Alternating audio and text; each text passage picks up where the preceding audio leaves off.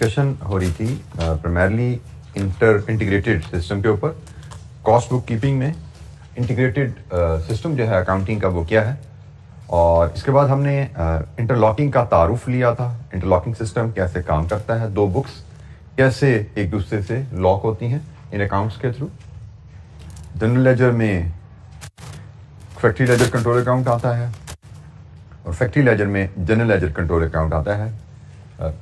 General ledger में factory ledger control account is an asset account which shows investment, head office investment in factory, और factory ledger में general ledger account is liability account के factory ने head office से कितना पैसा लिया है अपने खर्चों को मीट करने के लिए, and at period end debit here should match with credit here. ये है इंटरलॉक, जो हम कहते हैं कि दोनों बुक्स आपस में इन एग्रीमेंट होनी चाहिए। इन एग्रीमेंट हैं या नहीं, इन दोनों अकाउंट्स के बैलेंसेस मैच करें, एक का डेबिट दूसरे का क्रेडिट बराबर होना चाहिए, और अगर बराबर नहीं है तो there must be a reconciliation. Difference की एक्सप्लेनेशन हमारे पास होनी चाहिए। डिफरेंस आ सकता है, there could be many reason जिससे फर्क आ सकता है, but there should be a reconciliation then. तो फिर हमने कुछ एंट्रीज इंटरलॉकिंग के रेफरेंस देखी थी कि इसका जो एक मेजर ड्रॉबैक होता है डुप्लीकेशन का रहता है कि एक ही ट्रांजेक्शन हेड ऑफिस में भी रिकॉर्ड हो रही होती है, जैसे रॉ मटेरियल परचेज, वही ट्रांजेक्शन फैक्ट्री में भी रिकॉर्ड हो रही है। एक ट्रांजेक्शन हेड ऑफिस ने वेजेस पेमेंट की, इधर भी रिकॉर्ड हुई हेड ऑफिस में, फैक्ट्री में भी रिकॉर्ड हुई। ओवरहेड्स की पेमेंट की हेड ऑफिस ने, हेड ऑफिस में भी रिकॉर्ड हुई, फैक्ट्री में भी रिकॉर्ड हुई। सो मेजर ड्रॉबैक जो रहता है इंटरलॉकिंग का, कुछ फायदे भी किन रहेंगे, लेकिन मेजर ड्रॉबैक है डुप्लीकेशन हो जाती है। एंट्रीज एक ही ट्रांजेक्शन दो बुक्स में पोस्ट करनी पड़ती है। जी, यहां तक हमारी कल बात हुई थी। कोई सवाल कल के लेक्चर से? जी सॉरी, वर्क इन प्रोसेस का काम क्या हेड ऑफिस में इन्वॉल्व? वर्क इन प्रोसेस होता क्या? रॉ मटेरियल इशू हुआ फैक्ट्री के हॉल को, उसमें हेड ऑफिस इन्वॉल्व हुआ। ठीक है, अभी हम चलते हैं, पूरा केस हम देखते हैं। तो असूल ज़हन में रखो, जहां पे हेड ऑफिस इन्वॉल्व है जिस ट्रांजेक्शन में, हेड ऑफिस ने वही रिकॉर्ड रखनी है ना। जिस ट्रांजेक्शन में फैक्ट्री इन्वॉल्व है, फैक्ट्री ने वही ट्रांजेक्शन रिकॉर्ड करनी है। ये जो ट्रांजेक्शन है इनमें दोनों इन्वॉल्व है। परचेज हुई तो मटेरियल डिलीवर फैक्ट्री में हुआ है, पेमेंट यहाँ से होनी है, दोनों एंटिटीज इन्वॉल्व होगी ना, तो दोनों को रिकॉर्ड करना पड़ा। लेकिन मटेरियल इशू हुआ फैक्ट्री में प्रोडक्शन हॉल को, उसमें हेड ऑफिस का क्या लेना देना? हाँ, एक एंट्री आखिरी हम डिस्कस कर लेते हैं। अल्टीमेटली जब होता क्या है कि हमने इंटीग्रेटेड में पढ़ा था, जब मटेरियल बिक जाता है, जब मटेरियल बिक जाता है तो जो एंट्री डलती है आपकी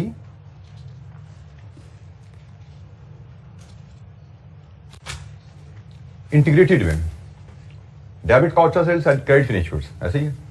अब फिनिश गुड्स की इन्वेंट्री में फिनिश गुड्स का अकाउंट मेंटेन हो रहा है फैक्ट्री में, फैक्ट्री से तो फिनिश गुड्स निकल गई, लेकिन इंटरलॉकिंग में पीएनएल मेंटेन होता है हेड ऑफिस में, पीएनएल फैक्ट्री में मेंटेन नहीं हो रहा।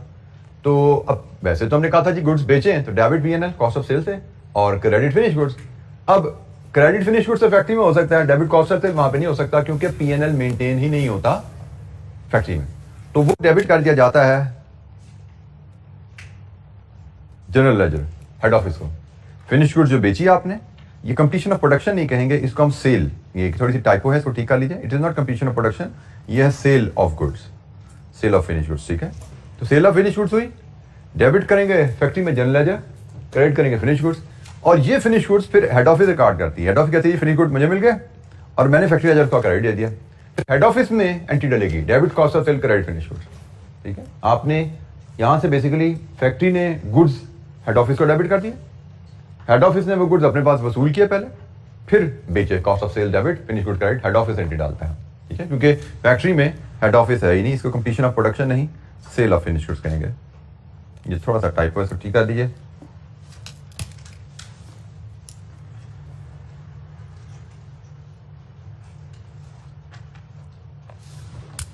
अच्छा जी, अब इंटरलॉकिंग की ये फ्लो नजर आ रहा है आपको, जो बातें भी हमने की, material, labour, overheads, work in process and finish goods account. Material आपने खरीदा, debit material, credit general ledger. Labour इनकर हुई फैक्ट्री में, debit labour credit general ledger, head office ने पे की। ओवरहेड इनकर हुए फैक्ट्री में, debit overhead credit general ledger, head office ने खर्चा पे किया। प्रोडक्शन शुरू होगी, debit work in process, credit material, debit work in process, credit direct labour, और ये ओवरहेड एब्जॉर्ब, ये एब्जॉर्ब है, debit work in process, credit production overhead. Production complete होगी, debit finish goods, credit work in process. इसके बाद goods बिक गई, debit general ledger control account, credit finish goods. क्योंकि फैक्ट्री में कॉस्ट ऑफ सेल नहीं होता ना, फैक्ट्री में सिर्फ कॉस्ट रिकॉर्ड रखे जाते हैं। P&L इंटरलॉकिंग में फैक्ट्री में नहीं बनाया जाता, सिर्फ कॉस्ट रिकॉर्ड है। जब गुड्स बिकेंगी तो फिनिश गुड्स को तुमने नीचे लाना है, क्योंकि गुड्स बिक गई, फिनिश गुड्स तो फैक्ट्री से निकली है, इनको नीचे लाना है। लेकिन कॉस्ट ऑफ सेल को डेबिट नहीं करना, हमने हेड ऑफिस को गुड्स ट्रांसफर कर देनी है, क्योंकि सेल्स की जिम्मेदारी और पैसे की रिकवरी हेड ऑफिस का काम है ना। हम कहते हैं हमने गुड्स बना के हेड ऑफिस को भेज, हेड ऑफिस ने हमारे पे खर्चे किए थे, हेड ऑफिस ने गुड्स बनाने के लिए हमें खर्चे दिए थे, हमने उनसे गुड्स बनाई और गुड्स फिर हमने फैक्ट्री को वापस दे दी। तो ये एक ट्रांजैक्शन का आप समझिए इंटरलॉकिंग में रिकॉर्ड है। और इसी अंदाज में आप ये जनरल लेजर में फ्लो देख लेते हो, ये head office, factory ledger account खुला हुआ है, मटेरियल की परचेज हुई थी, फैक्ट्री लेजर को डेबिट कर दो, वेजेस पे किए थे, फैक्ट्री लेजर को debit, credit cash payable, overhead pay किए फैक्ट्री के ब्याह पे, debit factory ledger, credit cash payable. ये फैक्ट्री में रिकॉर्डिंग हो रही है। इसके बाद फैक्ट्री में रिकॉर्डिंग कुछ नहीं हो रही, जब गुड्स आएंगी, फिनिश गुड्स जो बिकेंगी ना, तो वहां से ट्रांसफर हुई थी, वो यहाँ पे recording, debit finish credit factory ledger. ये आपने ध्यान में रखना, ये बिल्कुल मिरर है जनरल लेजर का। जनरल लेजर कंट्रोल अकाउंट आपने पढ़ा ना, ये बिल्कुल इसका मिरर है। इसमें क्या था, क्रेडिट साइड पे ये आइटम आ रही थी, डेबिट साइड पे फिनिश गुड्स आ रही थी। इसमें बिल्कुल उल्टा है, इसमें डेबिट साइड पे मटेरियल वेजेस ओवरहेड्स आ रहे हैं, क्रेडिट साइड पे फिनिश गुड्स आ रही है, बिल्कुल मिरर है। तो बहरहाल यहाँ पे फिनिश गुड्स आए, फिर फिनिश गुड्स आपने बेची, debit P&L, credit finish goods हो गया। फिर आपने बेची तो सेल्स की एंट्री जो ट्रेडिशनल हम रिकॉर्ड करते हैं, डेबिट रिसीवेबल, क्रेडिट सेल्स, और फिर सेल्स P&L में क्लोज हुई, डेबिट सेल्स, क्रेडिट P&L, और अल्टीमेटली फिर क्यूमुलेटेड प्रॉफिट है, debit P&L, credit accumulated profit. मतलब अब बेसिकली दो अलग सिस्टम बन गए। P&L से रिलेटेड अकाउंटिंग फाइनेंशियल लेजर में हो रही है, कॉस्ट लेजर में गुड्स बनाने तक का काम हुआ, और गुड्स जब बिकी तो गुड्स ट्रांसफर कर दिया हेड ऑफिस को। ये कंप्लीट फ्लो आपको यहां पे एक्सप्लेन किया गया है, कैसे ट्रांजैक्शन रिकॉर्ड की जाती हैं फाइनेंशियल लेजर और जनरल लेजर में। अच्छा जी, पेज 526 की बॉटम पे हमारे पास वही एग्जाम्पल कल वाली अवेलेबल है। तो उस एग्जाम्पल को लेके हम दोनों लेजर्स में जर्नल एंट्रीज पास करते हैं। पेज 526 पे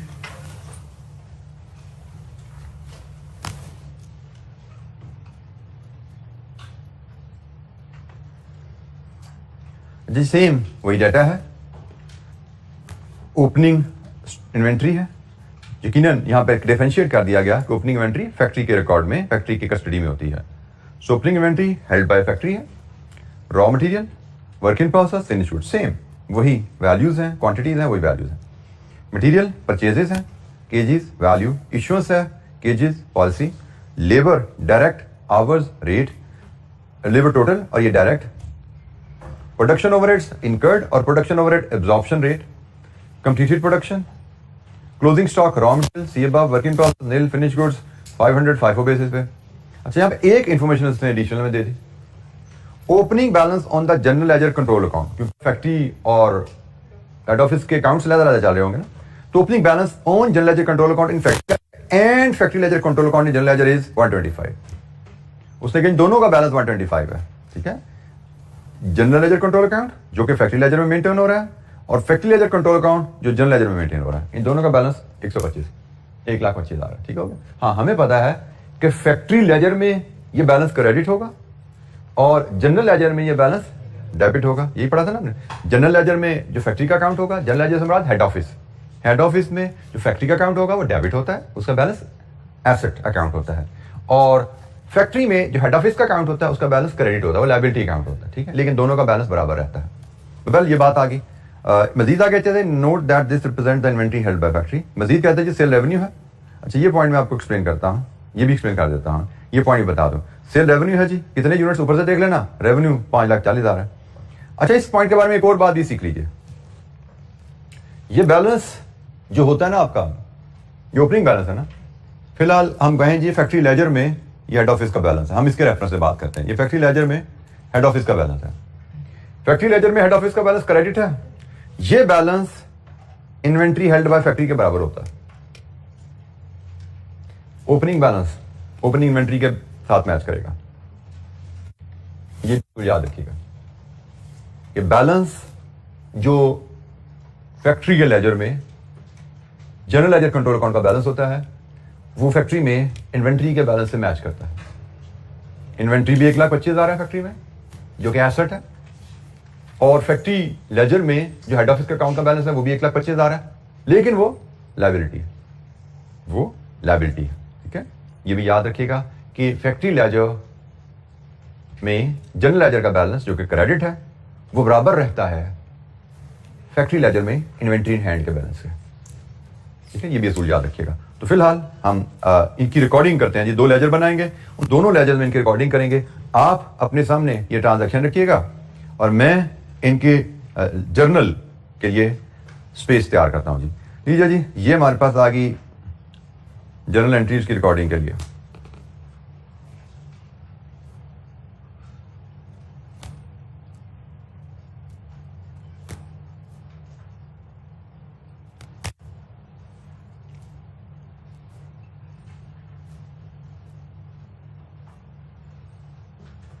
ये एक साइड हम बना लेंगे डेबिट क्रेडिट फैक्ट्री लेजर, एक साइड डेबिट क्रेडिट बना लेंगे हम जनरल लेजर।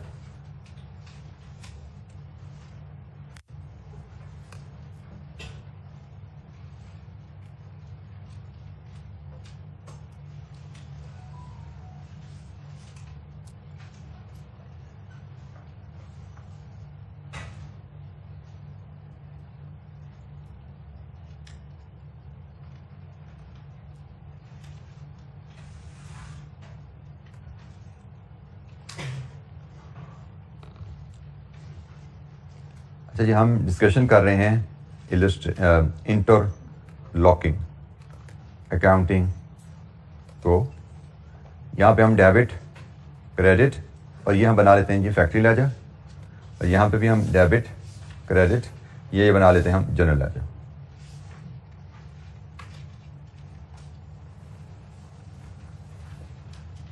अच्छा, मैं ट्रांजैक्शन पढ़ता जाऊंगा, जहां जहां उसका फैक्टर्स को रिकॉर्ड करता जाऊंगा। डिस्क्रिप्शन मैं नहीं लिखूंगा, डिस्क्रिप्शन में वॉइस कर दूंगा। स्टार्टिंग विद पेज 526 ट्रांजैक्शन में ओपनिंग बैलेंसेस, हमें पता है ओपनिंग बैलेंसेस की कोई एंट्री नहीं होती, they are just balance carried down. Material purchases, material purchases है जी फैक्ट्री में, इसकी एंट्री होती है debit inventory raw material, credit payable, लेकिन फैक्ट्री में पेबल रिकॉर्ड नहीं होता, क्रेडिट में होगा जनरल लेजर कंट्रोल अकाउंट। ठीक हो गया जी, 77,000 77,000। और ये ट्रांजैक्शन हेड ऑफिस में भी रिकॉर्ड होगी। हेड ऑफिस में मटेरियल खरीदा है फैक्ट्री के लिए, लेकिन मटेरियल का रिकॉर्ड क्योंकि फैक्ट्री में रखा जा रहा है, तो यहां पे जी फैक्ट्री लेजर कंट्रोल अकाउंट को डेबिट कर दिया जाएगा 77,000 से, और कैश या payable what ever the cases, cash पर खरीदा या उधार पर खरीदा है, ये क्रेडिट कर दिया जाएगा। सो एक ही ट्रांजैक्शन, 2 रिकॉर्डिंग।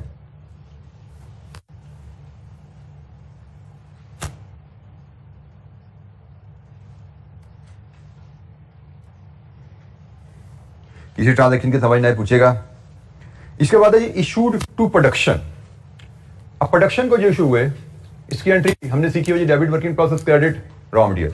इसमें हेड ऑफिस की कोई इन्वॉल्वमेंट नहीं है, ये तो फैक्ट्री का काम है, इसने सिर्फ फैक्ट्री में रिकॉर्ड होने हैं। Inventory work in process debit और inventory raw material credit. Value हमें रिकैलकुलेट करने की जरूरत नहीं, कल हमने निकाली थी, इशू की वैल्यू थी 80,000, तो वर्किंग वही रहेगी, हम वर्किंग दोबारा नहीं कर रहे। और यहां पे हेड ऑफिस में कोई रिकॉर्डिंग नहीं होगी क्योंकि हेड ऑफिस में कोई लेन देन ही नहीं है इसका, है ना। तो लीजिए जनाब, ये हमारी इशू भी रिकॉर्ड हो गया। हम सारी ट्रांजैक्शन रिकॉर्ड करेंगे और जिस जिस लेजर में इसका इफेक्ट होगा वहां इसको पोस्ट करेंगे। इसके बाद है जी लेबर पेड। अब लेबर ने काम कहां किया, कॉस्ट कहां इनकर हुई, फैक्ट्री में। पेमेंट किसने की, हेड ऑफिस ने, तो दोनों जगह आ गया ना। तो जनाब फैक्ट्री में क्या होगा, wages debit credit general ledger control account 96,000, total खर्चा 96,000 का किया ना। और यहां पर रिकॉर्ड होगा factory ledger control account debit cash या पेबल क्रेडिट 96,000। ये जो वेज कॉस्ट इनकर होगी,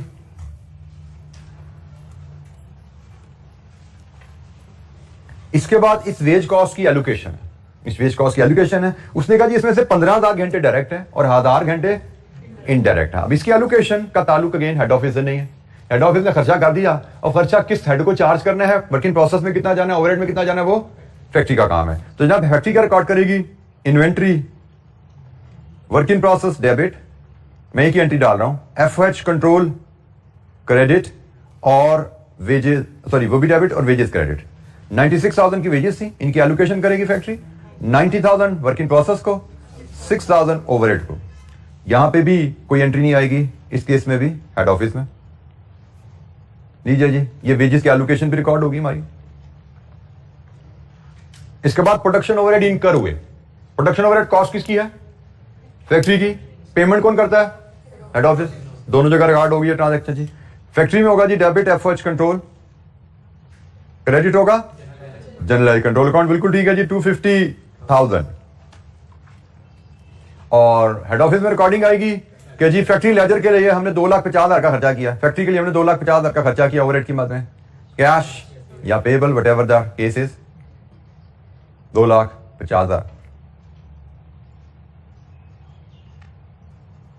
ओवरहेड इनकर हो गए जी। इसके बाद फिर उसने ओवरहेड एब्जॉर्प्शन रेट दिया है। अब ओवरहेड एब्जॉर्प्शन की entry debit work in process, credit FOH control account, कोई हेड ऑफिस का जिक्र है? कोई जिक्र नहीं है। तो जनाब ओवरहेड एब्जॉर्प्शन आ जाएगी आपकी work in process inventory, sorry inventory work in process हम ऐसे लिखते आ रहे हैं, inventory work in process debit, FOH control credit. और 3 लाख की फिगर हमने कैलकुलेट की थी कल, don't have to recalculate, 3 lakh. और यहां पे भी कोई ताल्लुक नहीं हेड ऑफिस का, इस एंट्री में भी हेड ऑफिस की इन्वॉल्वमेंट नहीं है। इसके बाद प्रोडक्शन कंप्लीट हुई।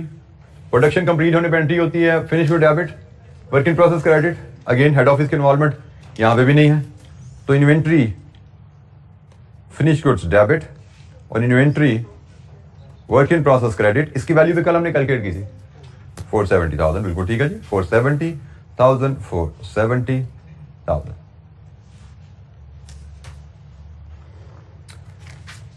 जी एनी क्वेश्चन? यहां पे भी हेड ऑफिस में कोई ट्रांजैक्शन रिकॉर्ड नहीं हुई प्रोडक्शन कंप्लीशन पे।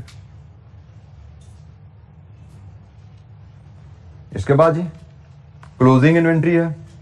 क्लोजिंग इन्वेंट्री से हमें जो मिल रही है एंट्री, वो फिनिश गुड्स की सेल की एंट्री मिल रही है।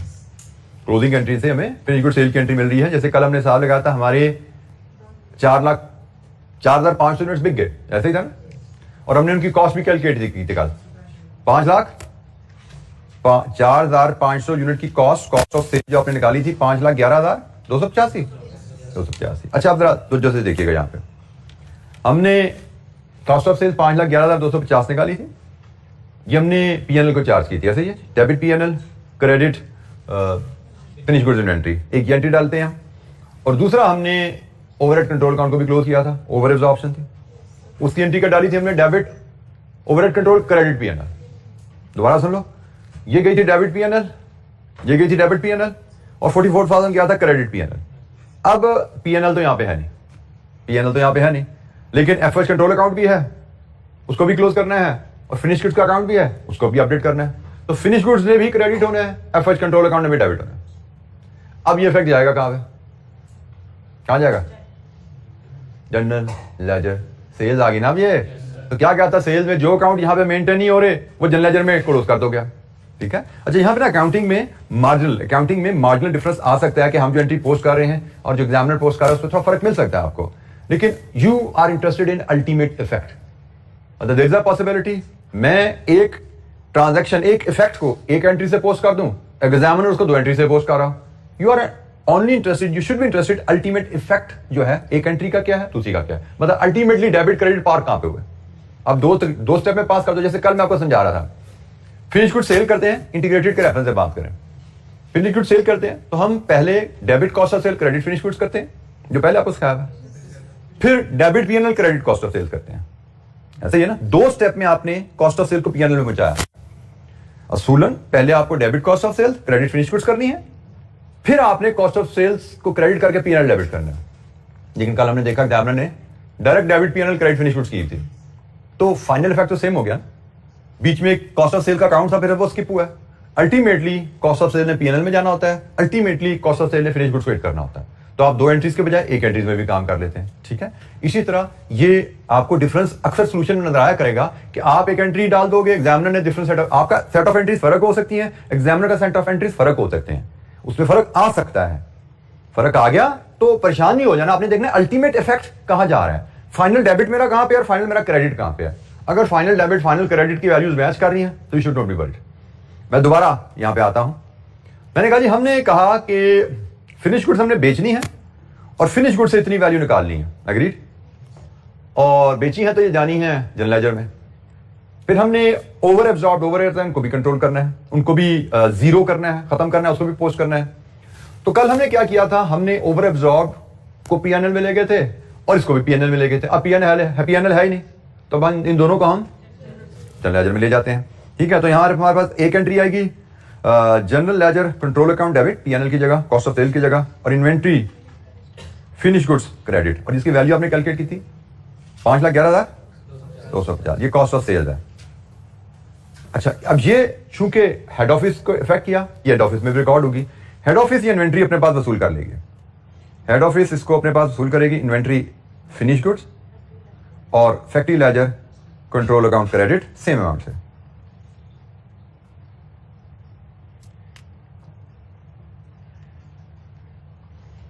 अच्छा जी, इसके बाद एक और एंट्री डलनी, ओवरहेड क्लोज होने हमारे फैक्ट्री में।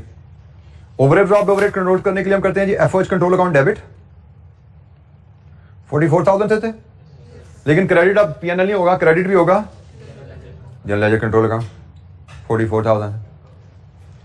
अब यही एंट्री हेड ऑफिस ने भी रिकॉर्ड करनी है। हेड ऑफिस ने डेबिट तो फैक्ट्री लेजर को करना है, क्योंकि ये क्लियर है कि जब इधर जनरल लेजर क्रेडिट हो गया तो फैक्ट्री लेजर ने डेबिट होना है, फैक्ट्री लेजर ने डेबिट होना है। अब हेड ऑफिस इसको क्रेडिट कहां करेगा? हेड ऑफिस के बाद यहां दो ऑप्शन है, वो चाहे तो इसको पीएनएल में ले जाए, चाहे तो इसको वो इन्वेंट्री में भी क्लोज कर सकता है, डायरेक्टली पीएनएल में ले जाए या इन्वेंट्री में नेट कर दे, क्या फर्क पड़ता है, फाइनल इफेक्ट तो सेम ही रहेगा। ये एंट्री मैंने थोड़ी सी आपके सोल्यूशन से फर्क कर दी है, ठीक है, कोई फर्क नहीं, कोई मैटर नहीं करता। मैंने इसलिए भी बात का चीजें फर्क कर दिया तो ताकि आपको पता लग जाए कि भाई डिफरेंट प्रेजेंटेशन से गलती नहीं हो जाती। असल चीज है कि आपने ट्रांजैक्शंस के इफेक्ट को सही रिकॉर्ड करना है, ट्रांजैक्शन के इफेक्ट को सही रिकॉर्ड करना है। तो हमारे ट्रांजैक्शन का इफेक्ट यहां पे सही रिकॉर्ड हो रहा है। ये लेजर हमारा अपडेट हो गया, ये लेजर हमारा अपडेट हो गया, इधर तो अपडेशन आ गई है। और यहां पे भी देखो तो इन्वेंट्री डेबिट हुई, यहां पे इन्वेंट्री क्रेडिट हुई। अब यहां पे जरा आगे देखो क्या होने जा रहा है। ये यूनिट्स बिके, यूनिट्स बिकने के बाद फैक्ट्री की कहानी खत्म होगी। अब आगे काम शुरू हो गया हेड ऑफिस का, अब आगे काम शुरू हो गया है हेड ऑफिस का। हेड ऑफिस की एंट्री हम ब्लू से पास कर रहे थे। अच्छा जी, अब हेड ऑफिस में मजीद क्या काम होगा? हेड ऑफिस ने यूनिट्स अपने पास तो नहीं रखे जो बिक गए, तो हेड ऑफिस ने करना है जी कॉस्ट ऑफ सेल्स से फिर पीएनएल डेबिट करना है और इन्वेंट्री फिनिश गुड्स क्रेडिट करनी है। लेकिन इन्वेंट्री फिनिश गुड्स का बैलेंस कितना है? डेबिट क्रेडिट नेट करके बताओ। 467,250 467,250।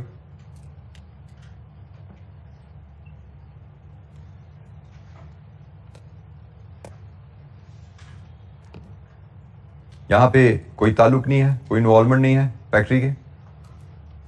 अब हेड ऑफिस में सेल्स से रिलेटेड एंट्रीज रिकॉर्ड हो रही हैं और सेल्स भी रिकॉर्ड करने की जरूरत है। डेबिट रिसीवेबल्स, क्रेडिट सेल्स 5,40,000, इसका भी कोई ताल्लुक नहीं है फैक्ट्री से। इसके बाद सेल्स को पीएनएल में क्लोज करते हैं हम। Debit sales, credit PNL 540,000। अब पीएनएल अकाउंट को भी, पीएनएल भी हमारा लेजर अकाउंट होता है, इसको भी क्लोज करते हैं। Debit PNL credit accumulated profit, और आप देख सकते हो इसकी वैल्यू कितनी है। ये आपका रेवेन्यू है, पीएनएल को क्रेडिट है, और ये कॉस्ट है, पीएनएल को डेबिट है। It should be the same जो कल निकाला था। इन दोनों का फर्क देखो क्या, यही निकाला था ना कल प्रॉफिट, 72,750 72,750। यहां पे भी कोई एंट्री नहीं है फैक्ट्री में।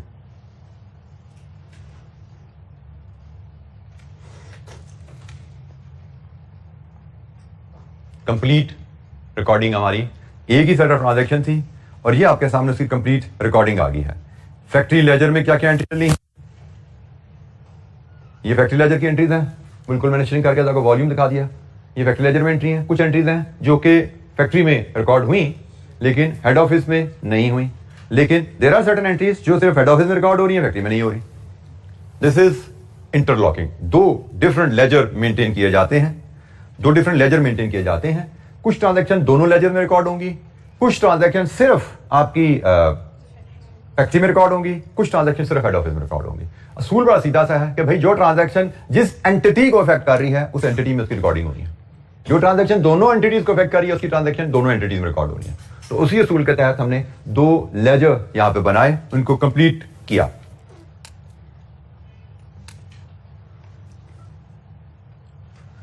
अच्छा जी, एक काम कीजिए जरा, इन दोनों लेजर्स को लेके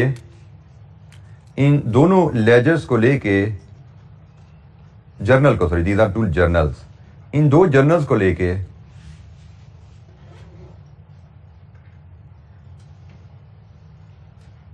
ये फैक्ट्री लेजर है ना इस साइड पे, तो फैक्ट्री लेजर में जनरल लेजर कंट्रोल अकाउंट ये बनाइए, और ये हेड ऑफिस है, हेड ऑफिस में फैक्ट्री लेजर कंट्रोल अकाउंट बनाइए।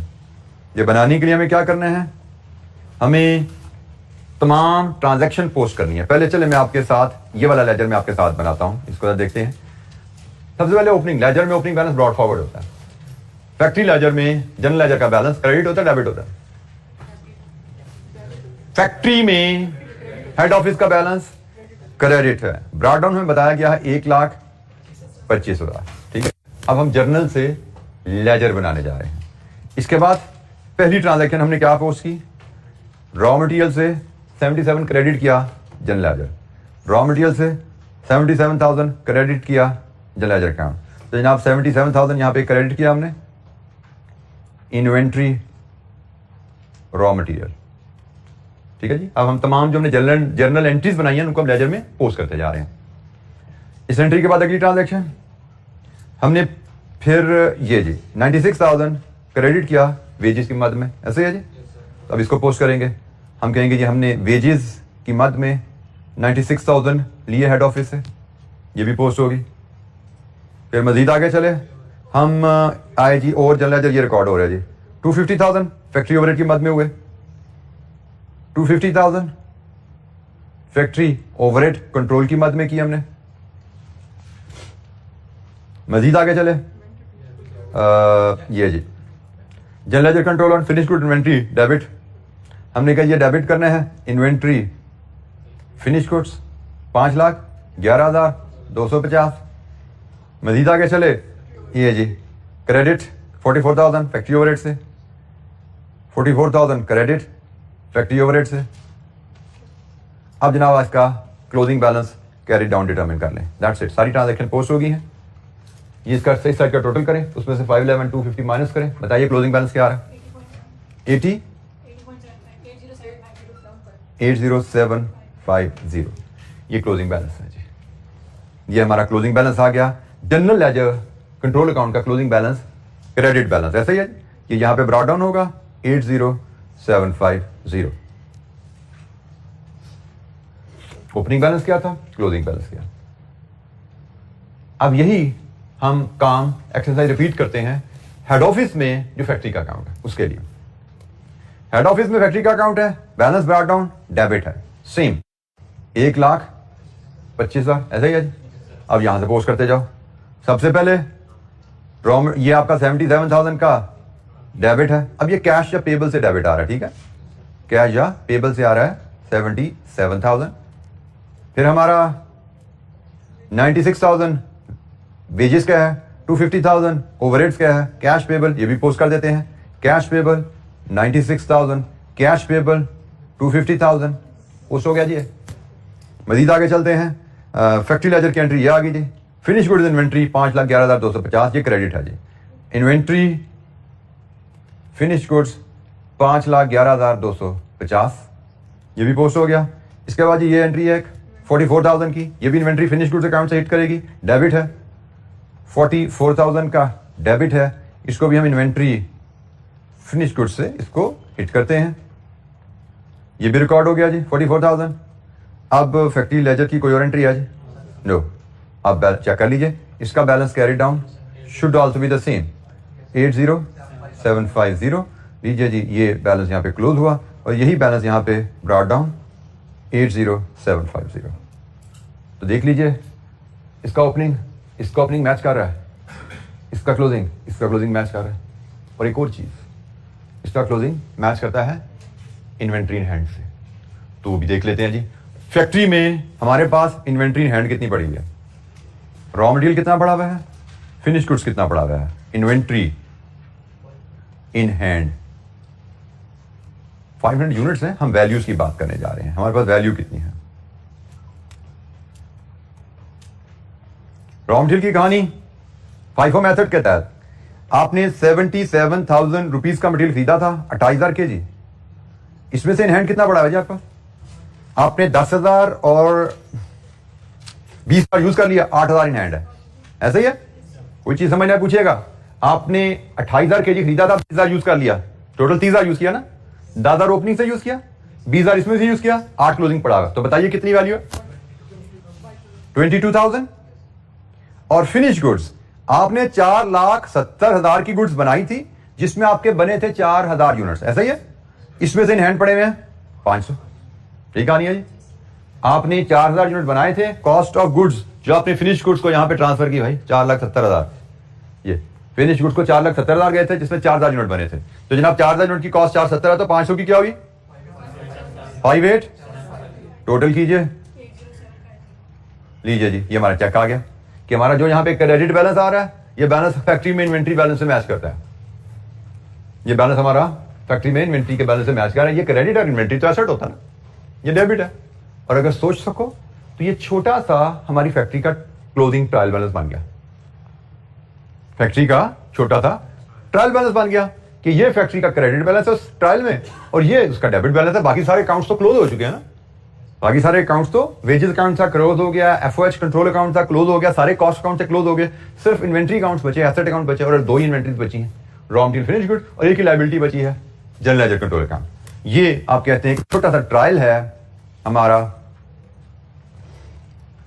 फैक्ट्री का। जी जनाब, एनी क्वेश्चन, कोई सवाल?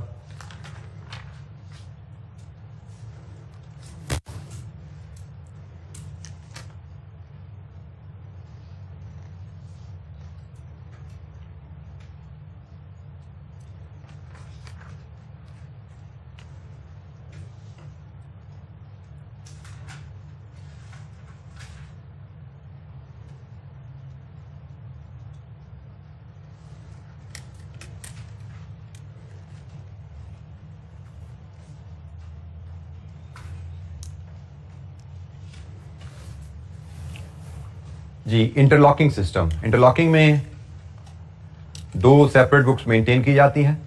Head office financial records maintain करता है और फैक्ट्री कॉस्ट रिकॉर्ड मेंटेन करती है। फैक्ट्री में प्रोडक्शन होती है, खर्चे हेड ऑफिस इनकर कर रहा है उसके बिहाफ पे। प्रोडक्शन कंप्लीट होने के बाद जब फिनिश गुड्स सेल होती हैं तो factory finish goods head office को ट्रांसफर कर देती है। कॉस्ट ऑफ सेल्स जो कि पीएनएल आइटम है वो हेड ऑफिस में आकर रिकॉर्ड होगी, रेवेन्यू हेड ऑफिस में रिकॉर्ड होगा, पीएनएल हेड ऑफिस में बनेगा। फैक्ट्री में सिर्फ फिनिश गुड्स बनी, यहां तक रिकॉर्डिंग आई, और बनने के बाद जो बिकी तो हेड ऑफिस को ट्रांसफर होगी along with over and absorbed overheads.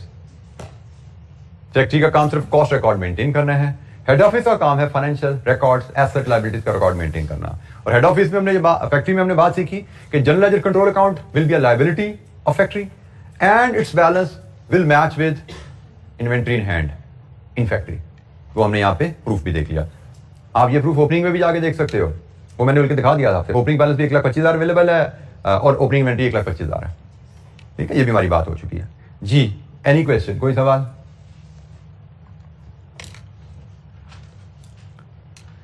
अच्छा जी, अब लास्ट सिस्टम पे थोड़ी सी बात करते हैं।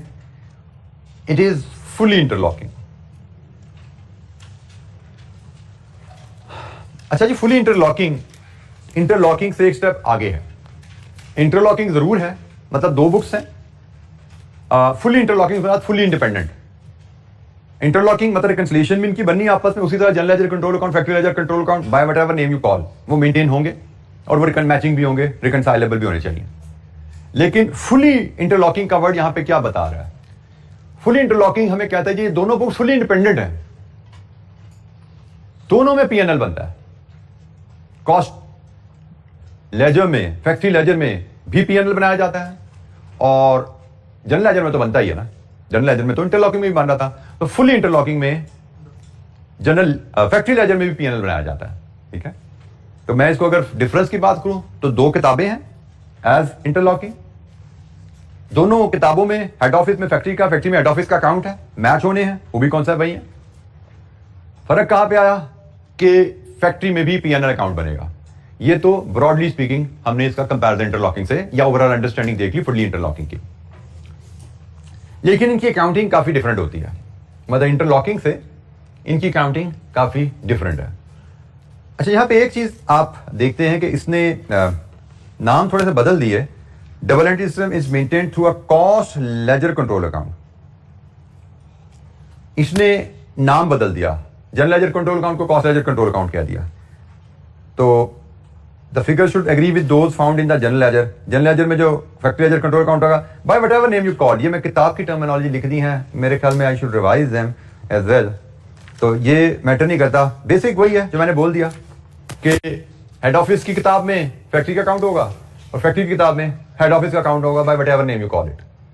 पिछले इलस्ट्रेशन में हमने क्या किया था, हेड ऑफिस की किताब में जो फैक्ट्री का अकाउंट था उसको फैक्ट्री लेजर कंट्रोल अकाउंट कह दिया, जो फैक्ट्री की किताब में हेड ऑफिस का अकाउंट था जनरल लेजर कंट्रोल अकाउंट कह दिया। तो बस आप यही नाम रखो, दूसरा तीसरा नाम जो किताब में है उसको भूल जाओ, कोई फर्क नहीं पड़ता।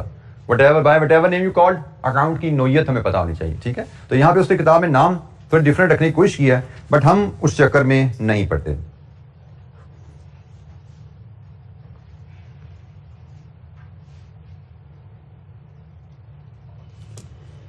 अच्छा जी, अब ये काम कैसे करता है उसके लिए जरा फ्लो समझ लीजिए। मैं आपको ये फैक्ट्री लेजर है, कॉस्ट लेजर, फैक्ट्री लेजर,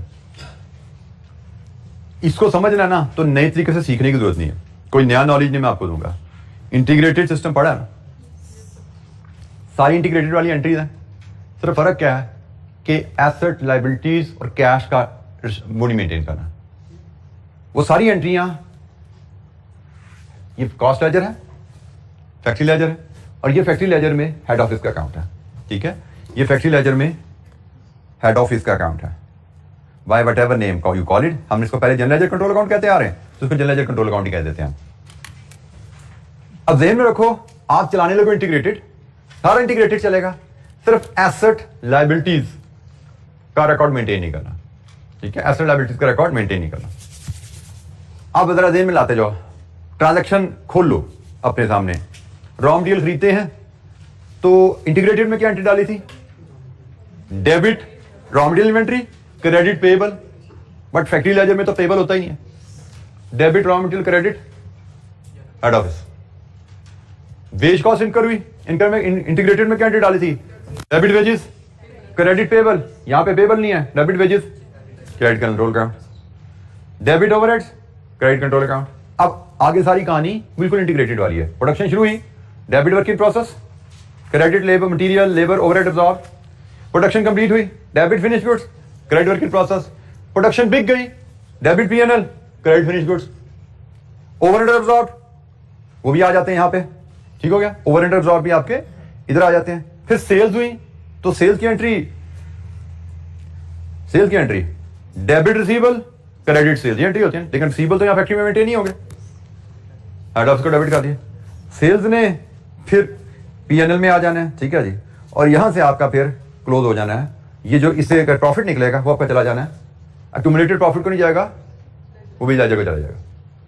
तो आपने बेसिकली किया क्या, एसेट और लायबिलिटी मेंटेन नहीं किया, ना रिसीवेबल ना पेबल ना कैश ना एक्यूमुलेटेड पीएनएल, उन सबको आपने जनरल लेजर कंट्रोल अकाउंट से रूट किया। आपने material labour overhead work in process finish goods sales और पीएनएल, ये सारे वो अकाउंट है जिन्होंने क्लोज हो जाना था, स्वाय इन्वेंट्री के, सिर्फ इन्वेंट्री जो एसेट रहेगा, बाकी सारे अकाउंट जीरो हो जाते हैं। तो आपने फैक्ट्री में कोई ऐसा अकाउंट इन्वेंट्री के अलावा नहीं खोलना जिसका बैलेंस कैरी होता है। ज़हन में रखो, इसके एंट्रीज का फ्लो सारा इंटीग्रेटेड वाला है, एक असूल के साथ, इन्वेंट्री के अलावा कोई ऐसा लेजर नहीं खोलना जिसका बैलेंस कैरी होता है। हर ऐसा अकाउंट इन्वेंट्री के अलावा जिसका बैलेंस कैरी होता है उसको आपने जनरल लेजर कंट्रोल अकाउंट में ट्रांसफर कर देना। जैसे रिसीवेबल का बैलेंस कैरी होता है ना, general ledger control account, payable का बैलेंस कैरी होता है ना, general ledger control account, accumulated profit का बैलेंस कैरी होता है ना, जनरल लेजर कंट्रोल का, fully integrated system with the one exception. Factory ledger में इंटीग्रेटेड सिस्टम वाली सारी entries with only one exception, inventory के अलावा कोई ऐसा अकाउंट जिसकी आपको जरूरत पड़े जिसका बैलेंस कैरी होता है, कॉस्ट और इनकम का बैलेंस कैरी नहीं होता, वो पीरियड एंड पे क्लोज हो जाते हैं पीएनएल में। ना कॉस्ट का बैलेंस कैरी होता है, ना इनकम रेवेन्यू का बैलेंस कैरी होता है, ये दोनों पीएनएल में क्लोज हो जाते हैं। एसेट्स, लायबिलिटीज, इक्विटी, इनका बैलेंस कैरी होता है। सो हमने इन्वेंट्री के अलावा कोई ऐसा अकाउंट यहां नहीं खोला जिसका बैलेंस कैरी होता है। ऐसी तमाम अकाउंट्स की जिनकी में जरूरत पड़ेगी वो हम इसके थ्रू राउट करेंगे। आपका कॉस्ट लेजर यहां से बन जाता है, इसमें और कोई साइंस नहीं है। मैंने बड़ा स्ट्रेट टू आसान अल्फाज में बता दिया, मैं फिर बोल रहा हूं, सारी एंट्रीज इंटीग्रेटेड सिस्टम वाली हैं फैक्ट्री लेजर में। जब वो फुली इंटरलॉकिंग पे आते हैं, पीएनएल भी बन रहा है, सेल्स भी रिकॉर्ड हो रही हैं, सारी एंट्रीज वही हैं विद वन एक्सेप्शन कि जनरल लेजर कंट्रोल अकाउंट आ गया विद इट्स पर्पस। अच्छा, यहां पे फुली इंटरलॉकिंग में जनरल लेजर की बात करें ना, इसमें भी कुछ नया नहीं सीखना हमें। ये सब कुछ आपने जो फाइनेंशियल अकाउंटिंग में पढ़ा हुआ ना, ये वो कहानी। फाइनेंशियल अकाउंटिंग में आपने जो अकाउंटिंग सीखी हुई है ना, ये बिल्कुल वही है। फाइनेंशियल अकाउंटिंग में आपने क्या सीखा, जरा सुनो, जरा फॉलो करो यहां जरा।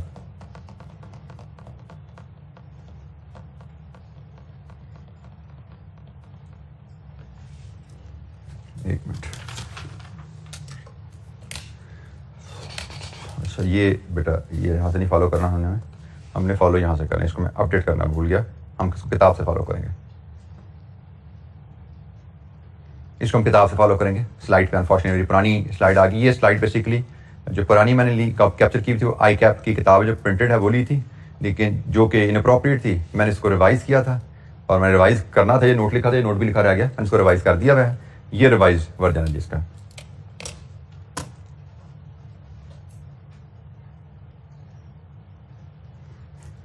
अच्छा जी, ये सारा सिस्टम आपने फाइनेंशियल अकाउंटिंग में पढ़ा हुआ है। फाइनेंशियल अकाउंटिंग में सारा ट्रांजैक्शन का फ्लो है, हुई है। फाइनेंशियल अकाउंटिंग में आप परचेजेस का अकाउंट मेंटेन करते हो, इन्वेंट्री का अकाउंट मेंटेन नहीं करते, ऐसा ही है ना। आप पूरा साल जो आइटम खरीदते हो रॉ मटेरियल की, debit purchases, credit cash payable करते हो। पूरा साल जो वेजेस का खर्चा इनकर करते हो, डेबिट वेजेस, क्रेडिट कैश या पेबल करते हो। पूरा साल जो ओवरहेड की मद में खर्चा करते हो, डेबिट ओवरहेड, क्रेडिट कैश या पेबल करते हो। फाइनेंशियल अकाउंटिंग में आप पैसे करते हैं। फिर पीरियड एंड आता है, सॉरी ड्यूरिंग द ईयर आपने कोई सेल की, डेबिट रिसीवेबल, क्रेडिट सेल्स, ये एंट्री डलेगी, ऐसा ही है, ये एंट्री डलती है ना। फिर पीरियड खत्म हो गया, परचेजेस होती रही, लेबर इनकर होता रहा, प्रोडक्शन ओवरहेड, पूरा साल ये एंट्री डलती रही और पूरा साल ये एंट्री भी डलती रही, डेबिट रिसीवेबल, क्रेडिट सेल। फिर साल खत्म होता है, साल खत्म होने पे आप परचेजेस पीएनएल करते हो, आप वेजेस पीएनएल में ट्रांसफर करते हो, आप ओवरहेड पीएनएल में ट्रांसफर करते हो। आपके पास अगर कोई ओपनिंग स्टॉक यहां पे पड़ा हुआ था, ब्रॉट डाउन था अगर ओपनिंग स्टॉक, तो उसको यहां से आप क्रेडिट करके कोई पीएनएल में ले आते हैं, ऐसा ही है ना। Debit PNL, credit inventory, opening stock transfer किया जाता है। फिर यहां पे क्लोजिंग स्टॉक है, उसको डेबिट इन्वेंट्री, क्रेडिट पीएनएल किया जाता है। डेबिट इन्वेंट्री, क्रेडिट पीएनएल, ये क्लोजिंग स्टॉक है। ये आपका ओपनिंग स्टॉक था जो कि बैलेंस ब्रॉट डाउन हुआ था और यहां से फिर ट्रांसफर हो गया पीएनएल में। ये आपका क्लोजिंग स्टॉक है जो डेबिट इन्वेंट्री, क्रेडिट पीएनएल हुआ। यहां से फिर आप सेल्स को ट्रांसफर करते हो, credit PNL, debit sales, sale account भी क्लोज हुआ आपका, और फाइनली अक्यूमुलेटेड प्रॉफिट जो बचता है वो यहां पे क्लोज कर देते हैं। ये सारा फ्लो वो है जो अपने फाइनेंशियल अकाउंटिंग में सीखा है, कुछ भी डिफरेंट नहीं, एब्सोल्युटली नथिंग न्यू, बिल्कुल वही फ्लो है जो आपने फाइनेंशियल अकाउंटिंग में सीखा हुआ है।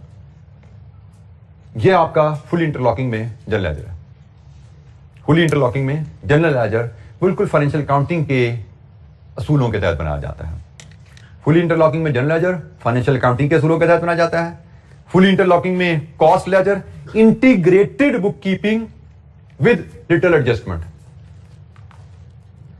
कि हमने एसेट्स और लायबिलिटीज नहीं बनाने तो इन्वेंट्री के, एसेट लायबिलिटीज इन्वेंट्री के अलावा किसी भी जरूरत पड़ेगी अकाउंट की, हम इसको एड करेंगे। ये है जी आपकी फुली इंटरलॉकिंग की सारी स्टोरी। मैंने स्टोरी आपसे शेयर कर ली। ये जो आपकी बुक में डायग्राम है ये अपडेटेड है, स्लाइड पे थोड़ी सी वो मैंने कहा आउटडेटेड स्लाइड आ गई थी मेरे पास। ये बुक की डायग्राम आपके साथ, ये मैंने आपसे शेयर की स्लाइड पे, ये अपडेटेड है। ये आपकी डायग्राम, ये अपडेटेड है, ठीक है। इसमें हम कह रहे हैं जस्ट लाइक फाइनेंशियल अकाउंटिंग, ये बिल्कुल फाइनेंशियल अकाउंटिंग की तरह है। और यहां पे हम कह रहे हैं very much similar to integrated book keeping. Exception क्या है? ये एक्सेप्शन क्या है कि यहां पे इसको हम कॉस्ट लेजर, इसको मैं जनरल लेजर कंट्रोल अकाउंट में लिख दूं तो कोई हर्ज नहीं है। यहाँ पे उसने किताब में फर्क नाम लिखा हुआ था, टेक्स्ट बुक में मुझसे भी हो गया, मैंने इसको यही नाम रख दिया, पर इसको जनरल लेजर कंट्रोल अकाउंट भी कह सकते हैं, कोई हर्ज नहीं है।